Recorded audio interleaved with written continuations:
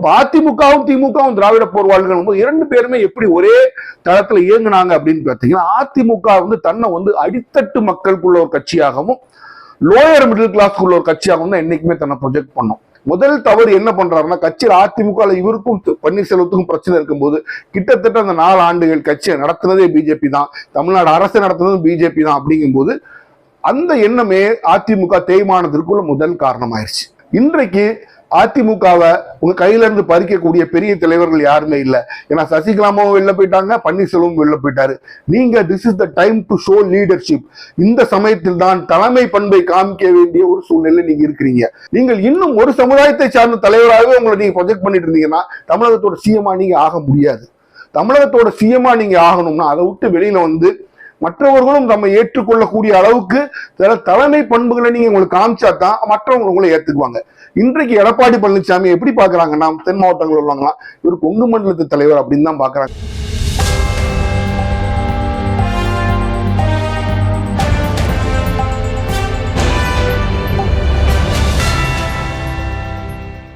Hello friends, welcome to உண்மையும் பொய்மையும்.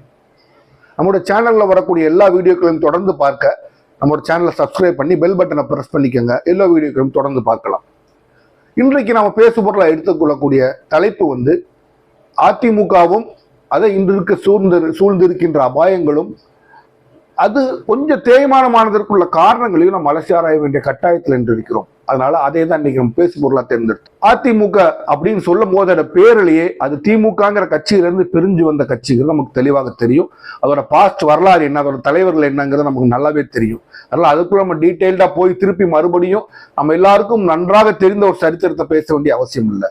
அதிமுகவோட இன்றைய நிலைமை என்ன அப்படிங்கிறது தான் இன்றைய பேசு பொருளா இந்த தலைப்பு நம்ம எடுத்திருக்கோம். அதிமுகங்கிற கட்சி அப்படின்னு நம்ம பேசும்போது ஒரு கட்சி வரும் போகும் அப்படின்னு பார்க்கும்போது திராவிட சித்தாந்தத்தின் 2 போர்வாள்கள்ல மிக முக்கியமான போர்வாளா இருந்தது அதிமுக தான். அதுக்கப்புறம் தான் திமுக கூட நீங்க சொல்ல முடியும். அதிமுகங்கிற கட்சி ஆட்சிக்கு வந்ததுக்கு அப்புறம் உள்ள கிட்டத்தட்ட 50 ஆண்டுகள்ல 30 ஆண்டுகளுக்கு மேல அதிமுக தான் ஆட்சியில இருந்திருக்கு. திமுக 20 ஆண்டுகள் தான் ஆட்சியில இருந்திருக்கு. அப்போ அதிமுக தான் பெரிய கட்சியா நீங்க சொல்லணுமா? நிச்சயமாக அதிமுக தான் நம்பர் 1 கட்சி, திமுக 2வது கட்சியா தான் இருந்திருக்கு. ஆனா இந்த நிலைமை எப்ப மாறுதுன்னா, அம்மையார் ஜெயலலிதா மறைவுக்கு அப்புறமா வந்த சூழ்நிலைகள், அதோட அந்த டெவலப்மெண்ட்ஸ் சொல்லுவோம்ல, அதெல்லாம் வச்சு பார்க்கும்போது அதிமுக அப்பவே கொஞ்சம் கொஞ்சமா தேய ஆரம்பிக்குது. ஒரு கட்சி ஏன் தேயுதுங்கிற காரணத்தை நம்ம புரிஞ்சுக்கணும். முதல்ல அதுக்கு ஃபர்ஸ்ட் விஷயம், அந்த கட்சி தேய்கின்றதுங்கிறத நம்ம ஒத்துக்கொள்ள மனப்பான்மை இருக்கணும். ஒத்துக்கொண்டால்தான் அதற்கப்புறம் சரி செய்யக்கூடிய விஷயங்கள் எல்லாம் நம்ம சரி செய்ய முடியும். அப்ப அதிமுகவும் திமுகவும் திராவிட போர்வாள்கள் 2 பேருமே எப்படி ஒரே தளத்துல இயங்குனாங்க அப்படின்னு பார்த்தீங்கன்னா, அதிமுக தன்னை அடித்தட்டு மக்களுக்குள்ள ஒரு கட்சியாகவும் லோயர் மிடில் கிளாஸ்க்குள்ள ஒரு கட்சியாகவும் தான் என்னைக்குமே தன்னை ப்ரொஜெக்ட் பண்ணும். அதாவது அதிமுக தொண்டர்கள் பாத்தீங்கன்னா, நீங்க அந்த அடித்தட்டு மக்கள்னு சொல்லக்கூடிய எல்லா மக்களும் அதிமுக கண்ணை மூடிட்டு ஓட்டு போடுவாங்க. அந்த அளவுக்கு அவங்க தங்களை இரட்டைகளையோட ஒருங்கிணைந்து பார்த்தார்கள். அந்த லோயர் மிடில் கிளாஸ்லயும் அவங்களுக்கு ஒரு பெரிய ஸ்ட்ரென்த் உண்டு. அப்பர் கிளாஸ் அப்படின்னு சொல்லக்கூடிய அந்த மத்தியில உங்களுக்கு ஓட்டு இல்லைன்னு சொல்ல மாட்டேன், ரொம்ப கம்மி. இது தவிர சில சாதியத்தை சேர்ந்தவர் முழுமையாக அதிமுக பக்கம் இருந்தாங்க. அப்போ திமுக பாத்தீங்கன்னா எந்த ஒரு பெரிய சாதிக்கும் இந்த சாதிக்காரங்க மொத்தமா திமுக தான் என்னைக்குமே அன்றிலிருந்து இன்ன வரைக்கும் ஓட்டு போட்டாங்கன்னு சொல்ல முடியாது. பரவலாக ஓட்டு இருந்துச்சு. அதனால அந்த எஸ்டாப்ளிஷ் ஓட் பேங்க்ங்கிறது என்னைக்குமே ஏடிஎம்கே இருந்ததுனால என்னைக்குமே ஒவ்வொரு எலெக்ஷன்லயும் ஓட் பேங்க்ல பிளஸ்ஸா தான் ஏடிஎம்கே தொடங்கும். டிஎம்கே நார்மலா 0ல தான் இருக்கும். அப்ப ஏடிஎம்கே ஒவ்வொருத்தரும் ஜெயிக்கிறதுக்குள்ள வாய்ப்பும் அதிகம். ஏன்னா தலைமை கரிஸ்மேட்டிக் லீடர்ஷிப்னு சொல்லுவாங்க. சினிமாவுக்கு வந்ததுனால மக்கள் மத்தியில தலைமைக்காகவே ஓட்டுவோம் அப்படிங்கிற மாதிரி ஒரு ஓட்டு இருந்துச்சு. ஆனா அப்படிப்பட்ட அதிமுக இன்றைக்குதான் முதல் தடவை இப்பதான் ஒரு சினிமா சம்பந்தம் இல்லாத ஒரு சாமானிய மனித தலைவரிடம் வந்திருக்கிறது. அது ஒரு என்ன பொறுத்தவரைக்கும் வரவேற்கக்கூடிய விஷயம். அதிமுக மிகப்பெரிய கட்சி சினிமாவிலிருந்து விடுபட்டு சினிமா சம்பந்தப்படாத எடப்பாடி பழனிசாமி என்கின்ற ஒரு சாமானிய தொண்டனிலிருந்து வளர்ந்த ஒரு மனிதன் கையில இன்னைக்கு வந்திருக்கு. அது கட்சிக்கு என்ன பொறுத்த வரைக்கும் அப்போ அது கட்சியோட ஒரு வளர்ச்சியாத்தான் நான் பார்ப்பேன். ஆனால் நிகழக்கூடியது என்ன அப்படின்னா, அவர் ஆட்சிக்கு வந்த காலத்துல இருந்தே அதிமுக கொஞ்சம் கொஞ்சமா தேய்மானம் ஆகின்றது. சந்திச்ச எல்லா எலெக்ஷன்களையும் தோல்வி முகம்தான் கண்டு கொண்டு வருது அப்படின்னா, அப்ப அதிமுக அந்த நம்பர் 1 பொசிஷனை விட்டு இன்னைக்கு இறங்கி நம்பர் 2 பொசிஷனுக்கு வந்துருச்சு. அது நம்பர் 2 ரொம்ப கீழே போயிருச்சுங்கிற ஒரு நிதர்சனமான உண்மையை முதல்ல அவங்க ஒத்துக்கணும். ஒத்துக்கிட்டாங்களா தான் அந்த ரெமிடியல் மெஷர்ஸ் சொல்லுவாங்க, அதை சரி செய்யக்கூடிய விஷயங்களை அவங்க செய்ய முடியும். அப்ப இதற்கான காரணங்கள் என்ன அப்படின்னு நம்ம யோசிச்சு பார்க்கும்போது, அதிமுக தொண்டன் அப்படிங்கிறவங்க என்றைக்கு என்ன பார்ப்பான்னா, தங்களோட தலைவர் ஒரு ஒரு ஸ்ட்ராங் பவர்ஃபுல்லா ஒரு கடவுள் மாதிரி ஒரு சினிமால எம்ஜிஆர் சண்டை போட்டு 10 பேர் அடிப்பாரு அப்படியே பார்த்து பழக்கப்பட்டவர்கள் அவங்களும் அந்த இமேஜை கொஞ்சம் அப்படியே மெயின்டைன் பண்ணிட்டு போயிட்டாங்க. அப்ப நீங்க பாத்தீங்கன்னா அது ஜெயலலிதா அம்மையார் பீரியட்ல வந்து இன்றைக்கு இருக்கிற பெரிய தலைமுறைக்கு கடந்த 30 கிட்டத்தட்ட ஒரு 1989 இருந்து கிட்டத்தட்ட 87 இருந்து நீங்க சொல்லலாம், அன்னையில இருந்து கிட்டத்தட்ட 2016 அவங்க சாகர வரை கிட்டத்தட்ட 30 ஆண்டுகள் அந்த கட்சியை வழிநடத்துறவங்க அவங்கதான். அவங்க எப்படி இருப்பாங்கிறது அவங்க ஆட்சி முறை பிடிக்குதோ இல்லையோ டெல்லிக்கு ஒரு நாள் நம்ம அனுப்பிய மாட்டாங்க. அப்ப டெல்லி என்றைக்குமே கீழே வச்சு நசுக்குறாங்க அப்படிங்கிறதுக்காக அவங்களுக்கு ஓட்டு போட்ட ஆட்களும் உண்டு. நம்ம எப்படி இருக்காங்க நல்லாச்சு அதாவது ஸ்ட்ராங் லேடி அப்படிங்கிற பேரை வச்சு அவங்க ஆட்சி நடத்திட்டு போனாங்க.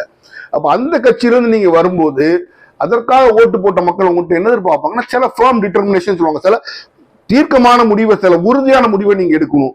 அந்த நீங்க தவறுனீங்கன்னா ஓட்டர்கள் வந்து உங்களை விட்டு பிரிஞ்சு போயிருவாங்கிறத நிதர்சனமான உண்மை. முதல் தவறு என்ன பண்றாருன்னா, கட்சியில் அதிமுக இவருக்கும் பன்னீர்செல்வத்துக்கும் பிரச்சனை இருக்கும்போது கிட்டத்தட்ட அந்த 4 ஆண்டுகள் கட்சியை நடத்துனதே பிஜேபி தான், தமிழ்நாடு அரசு நடத்துனதும் பிஜேபி தான். அப்படிங்கும்போது அந்த எண்ணமே அதிமுக தேய்மானத்திற்குள்ள முதல் காரணம் ஆயிடுச்சு. முதல் காரணம் என்னன்னா, எல்லாரும் அது இதுன்னு சொல்லுவாங்க, நிச்சயமா கிடையாது. எடப்பாடி பழனிசாமி டெல்லிக்கு அடிபணிந்து அந்த கட்சியை நடத்த ஆரம்பிக்கும் போதே அந்த கட்சி தேய்மானத்தை சந்திக்க ஆரம்பிச்சு. வேற எதுவும் செய்யலைனாலுமே 2021 தேர்தல் இதை மட்டும் வச்சுமே தோற்றுருக்கும். ஏன்னா தமிழர்களும் அதிமுகவுக்கு ஓட்டு போட்டு ட்ரெடிஷனல் ஓட்டர்ஸும் அதை ஒரு காலம் ஏற்றுக்கொண்டிருக்க மாட்டார்கள். இப்ப யோசிச்சு பாருங்க, அவர் சொல்லலாம் அன்னைக்கு எனக்கு பிரச்சனை இருந்துச்சு, அதிகலாமா இருந்தாங்க, பன்னீர்செல்வம் இருந்தாரு, எல்லாரும் இருந்தாங்க, அதனால அந்த கட்சியை வந்து நான் அப்படிதான் நடத்த முடியும், அவங்க ஆதரவு இருந்தா தான் இவங்க எல்லாம் நான் வெளியில வச்சு நான் நடத்த முடியும் அப்படின்னு சொல்லி அவர் சொல்லலாம். ஆனாலும் இவங்க எல்லாம் பெரிய லெவல்ல எதுக்கலைனாலுமே 2021 அவர்கள் ஆட்சியை பிடிக்க முடியவில்லை, டீசென்டான சீட் வாங்கினார், அவ்வளவுதான். இப்போ 2021க்கும் 2026க்கும் இடையில பன்னீர்செல்வமும் திமுக சேர்ந்தவங்க எதுக்குறாரு, சசிகலா அம்மையாரும் தனியா ஒரு கட்சி தொடங்கிட்டாங்க. அப்போ உங்க நிலைமை பழசை விட இன்னும் மோசமா இருக்கு. அப்ப அது காரணம் என்ன அப்படின்னு இந்த தைரியம் இதெல்லாம் ஏன் வந்துச்சு அப்படின்னா, இந்த எதிர்கட்சியா இருந்த இடப்பட்ட 5 காலத்துல நீங்க கட்சியை சரியா வழிநடத்தாதனால கட்சி அதோட தேய்மானம் அடைஞ்சிட்டுங்கிறது ஒரு நிதர்சனமான உண்மை. என்றைக்குமே நீங்க ஒன்று எம்ஜிஆர் ஜெயலலிதா ஒரு நாள் எதிர்காலத்துல எதிர்கட்சியில இருந்தது இல்லை, கட்சியோட பேச வச்சு அவங்க ஆட்சிக்கு வந்துட்டாங்க. கலைஞர் நீங்க படிக்க வேண்டிய ஒரு விஷயம், ஆளுங்கட்சியா இருக்கிறத விட எதிர்கட்சியா இருக்கும் போது தான் கலைஞர் பயங்கரமா ஒர்க் பண்ணுவார். ஏன்னா கட்சியை சேர்த்து வைக்கணும், கட்சியை வளர்க்கணுங்கிற ஒரு முயற்சி கூட நீங்க எடுக்கணும் அப்படின்னு திமுக காரங்க என்னைக்குமே சொல்லுவாங்க.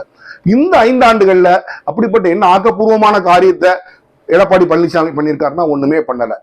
தென் மாவட்டங்கள் அவங்களோட வாக்கு வங்கியா இருந்த முக்குளத்தூர்ல நீங்க வன்னியர்களுக்கு 10% வாக்கு வங்கி வாங்கி கொடுத்து நீங்க பிரிச்சு அந்த வாக்கு வங்கியை நீங்க இழந்துடுறீங்க.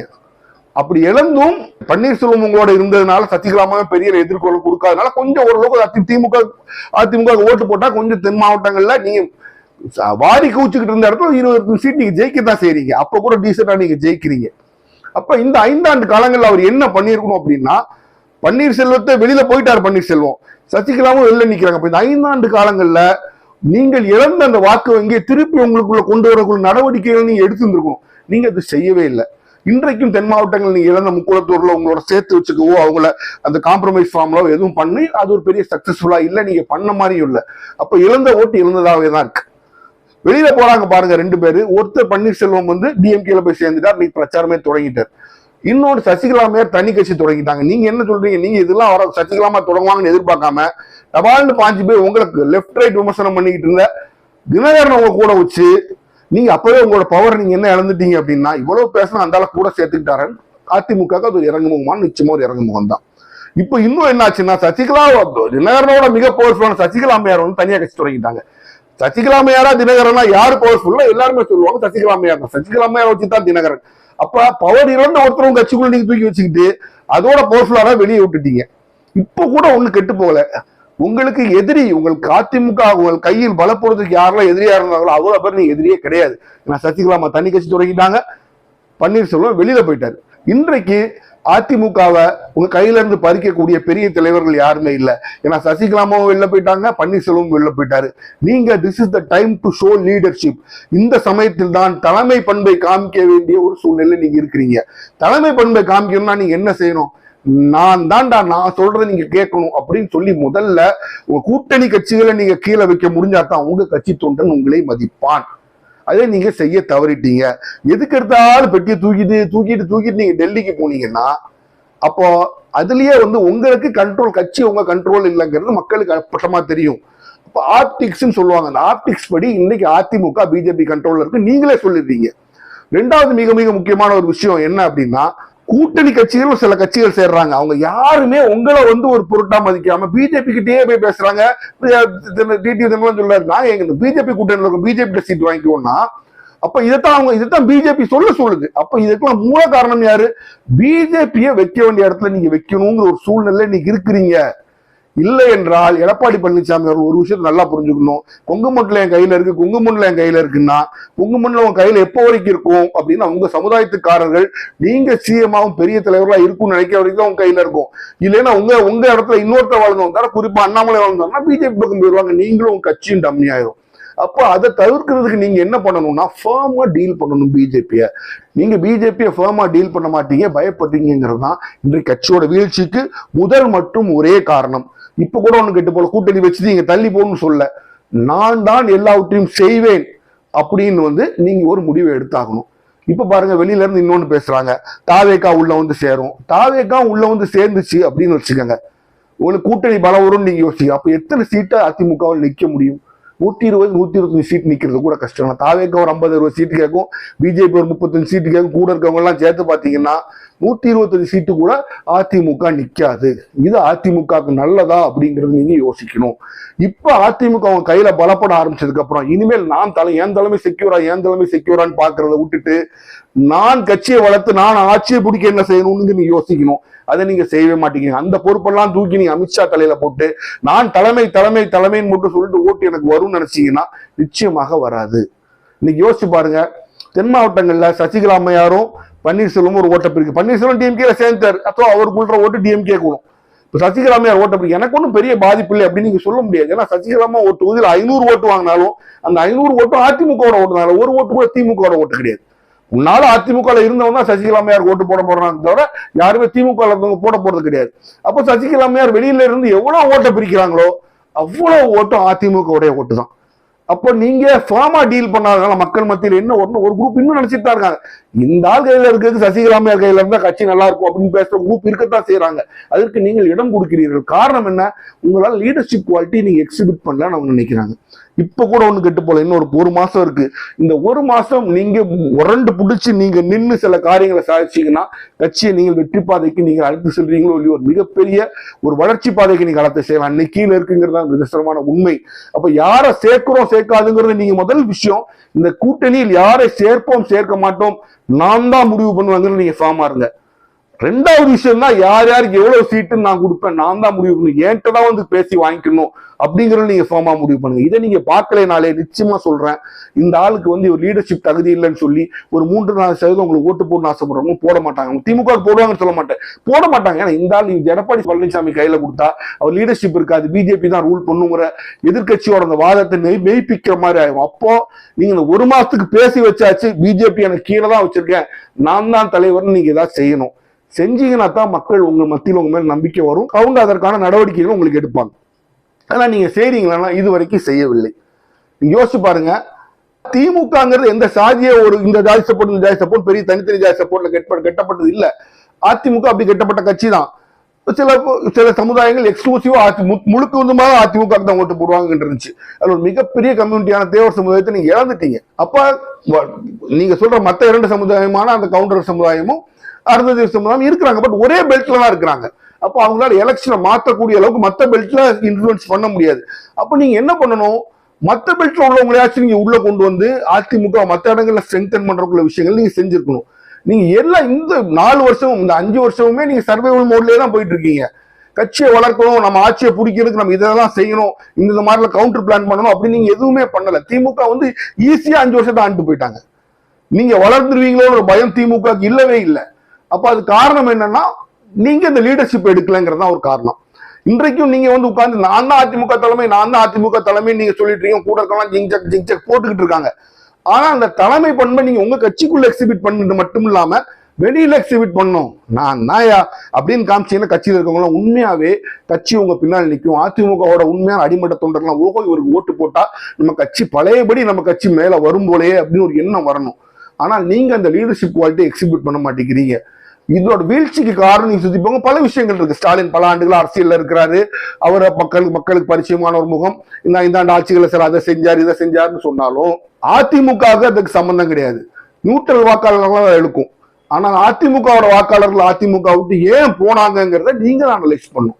அதற்கு மேஜர் காரணம் இன்னும் பச்சையா சொல்லணும் அப்படின்னா, நீங்கள் இன்னும் ஒரு சமுதாயத்தை சார்ந்த தலைவராகவே உங்களை நீங்க ப்ரொஜெக்ட் பண்ணிட்டு இருந்தீங்கன்னா தமிழகத்தோட சிஎம்ஆ நீங்க ஆக முடியாது. தமிழகத்தோட சிஎம்ஆ நீங்க ஆகணும்னா அதை விட்டு வெளியில வந்து மற்றவர்களும் நம்ம ஏற்றுக்கொள்ளக்கூடிய அளவுக்கு சில தலைமை பண்புகளை நீங்க உங்களுக்கு காமிச்சா தான் மற்றவங்க உங்களை ஏத்துக்குவாங்க. இன்றைக்கு எடப்பாடி பழனிசாமி எப்படி பாக்குறாங்கன்னா, தென் மாவட்டங்கள் உள்ளவங்களாம் இவர் கொங்கு மண்டலத்து தலைவர் அப்படின்னு தான் பாக்குறாங்களே தவிர அவரோட ஐடென்டிஃபை பண்ண மாட்டேங்கிறாங்க. ஒரே காரணம் தான். என்ன அப்படின்னா, அந்த 10% ரிசர்வேஷன் ஒரு காரணம். என்ன அப்படின்னா, இவரும் தன்னை அவர்கள் தங்களோட ஐடென்டிஃபை பண்ணிக்கணுங்கிற மாதிரி எந்த ஒரு காரியமும் செய்ய மாட்டேங்கிறார். 4 மினிஸ்டர் மட்டும் கொடுத்தா போதாது. அந்த மக்கள் இவர் எங்களுக்கான தலைவர் நினைக்கணும். வடக்கு தமிழ்நாட்டுல மக்கள் இவர் எங்களுக்கான தலைவர் நினைக்கணும். அப்படி எந்த காரியத்தையுமே நீங்க செய்ய மாட்டேங்கிறீங்க. இறங்கி இன்றும் உங்கள் மனது கொங்க சுத்தி வெளியில வர மாட்டேங்குது. அப்ப எப்படி கட்சி வளரும்? நீங்க உங்களை அப்படி சுருக்கிக்கிட்டதுனால கட்சி சுருங்கி போகுது. அப்ப நீங்க செய்ய வேண்டிய மிக மிக முக்கியமான விஷயம், உங்களை சுத்தி இருக்க எல்லாத்தையும் உங்க சமுதாயத்துக்காரங்களும் கொங்கு சார்ந்தவங்களாம் வைக்கிறத விட்டுட்டு அந்த நம்பர் 2 ஒரு பொசிஷன் இருக்கு பாருங்க. அந்த நம்பர் 2 பொசிஷனை நீங்க சொல்லி கொடுங்க. நான் என்ன கட்சிக்கு ஆட்சிக்கு வந்தேன்னா இவர் இந்த சமுதாயத்தை சார்ந்த இவர் இந்த சமுதாயத்தை சார்ந்தவங்க என்னோட டெப்டி சிஎம்மா இருப்பாங்க. நீங்க நினைக்கிறது தவறு. அந்த சமுதாயத்தை நம்ம அஞ்சிக்கவில்லை. அந்த சமுதாயத்தை சார்ந்தவங்க டெப்டி சிஎம்மா இருப்பாங்க. இன்னொன்னு யோசிச்சு பாருங்க, வன்னியர் சமுதாயத்தை இப்படி நீங்க சில சமுதாயங்கள் அவங்களோட நீ கூட்டணிச்சுட்டு போகணும். இன்னைக்கு நான் கேள்விப்படுறது உங்களுக்கும் சிவி சண்முகத்துக்கும் பிணக்கு அப்படின்னு கேள்விப்படுறோம். அந்நியர் சமுதாயத்துல மிகப்பெரிய தலைவராக இருக்கிறவர் சிவி சண்முகம் தான். அதையும் இழந்துடாதீங்க. இழந்தீங்கன்னா அதிமுக தேய்மானமாகி கொண்டே வரும். அதிமுக தேய்மானமாகி வரல என்ன ஒரு பெரிய மைனஸ்னா, அந்த ஸ்பேஸை எடுக்க பிஜேபி உள்ள வந்து பிடிச்சிரும். அது தமிழகத்துக்கும் நல்லதில்லை. இப்ப நீங்க செய்ய வேண்டிய ஒரே விஷயம், B bolt and take strong decisions. தைரியமாக இருந்து மிகப்பெரிய முடிவுகள் நீங்க எடுங்க. தைரியமா எடுங்க. பிஜேபிக்கு பயப்படாதீங்க. நீங்க பிஜேபிக்கு பயப்பட ஒரு விஷயத்தை நல்லா புரிஞ்சுக்கணும். ஏடிஎம்கே நல்லா இருக்கணும் ஒருபோதும் பிஜேபி நினைக்காது. ஏன்னா ஏடிஎம்கே வலிச்சா தான் பிஜேபிக்கு வளர்ச்சி. அப்ப அவனே நீங்க கூட வச்சுக்கிட்டு அவனே எனக்கு நல்லது செய்வான் அப்படின்னு நீங்க நினைச்சீங்கன்னா உங்களுக்கு அரசியல் தெரியாது அப்படின்னு தான் அர்த்தம். நிச்சயமா நீங்க அரசியல் தெரியாத ஆள் கிடையாது. எல்லாத்தையும் லெஃப்ட் ஹேண்ட்ல ரைட் ஹேண்ட்ல டீல் பண்ண ஒரு மனுஷன். அரசியல்ல ஒரு நல்ல அறிவும் ஒரு பண்பும் உள்ள மனிதர் தான் எனக்கு நல்லா தெரியும். அதை நீங்க களத்துல காமிக்க வேண்டிய சூழ்நிலை இந்த சூழ்நிலை. பிஜேபியும் மற்ற கட்சிகளையும் நீங்க தலைமை பண்பு காமிச்சு இந்த சமயத்துல நீங்க டீல் பண்ணல அப்படின்னா இனிமேல் அதிமுகங்கிற கட்சிக்கு ஒரு விமர்சனமே இல்லாம போய்விடும். அப்ப அதிமுகவுக்கு இன்றைக்கு இருக்கிற ப்ராப்ளம் அப்படின்னு பிரச்சனை அப்படின்னு நீங்க பாத்தீங்கன்னா, தலைமை பண்பு இல்லாதன்னு உங்களை சொல்ல மாட்டேன். நீங்க எக்ஸிபிட் பண்ணிருக்கீங்க நிறைய இடத்துல. தலைமை பண்பை காண்பிக்க பயப்படுகின்ற தலைமையா நீங்க இருக்கிறீங்க. அப்படி இருக்காதீங்க. அது உங்களுக்கும் நல்லதல்ல, உங்க கட்சிக்கும் நல்லதல்ல. இந்த கட்சி எல்லா கட்சியிலும் சிறிய கட்சி முதல் பெரிய கட்சி வரை பலமாகவும் ஆணித்தரமாகவும் தைரியமாகவும் டீல் பண்ணுங்க. உங்க கட்சி திருப்பியும் நல்ல வரும். அதிமுக என்ற கட்சி இருக்க வேண்டும், அழியக்கூடாதுங்கிறத எங்களோட ஆசை. மீண்டும் சந்திப்போம்.